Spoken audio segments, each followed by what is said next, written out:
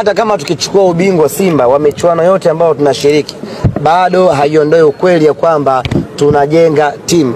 Na leo umeona mwalimu amemintroduce kijana mdogo kutoka under 20, maana yake anaendelea vile vile kujenga timu yake kwa kutanua wigo wa kuchukua vijana kutoka timu za vijana za Simba. Kwa hiyo yote hiyo bado ni mapitio ya kuendelea kujenga timu.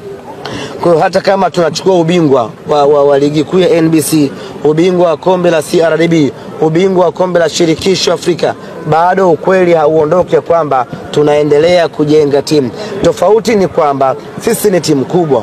Huwezi kujenga timu ukiwa unashika nafasi ya 5, ya 6, ya 7 kwenye ligi, ama umeondolewa kwenye hatua za mwanzo za CRDB. Unajenga timu huku unapigania malengo ya klabu, kwa sababu mashabiki hawatakuelewa unajenga timu huku unashika nafasi ya 8. Kwa hiyo wakati unajenga timu huko unafanya vizuri.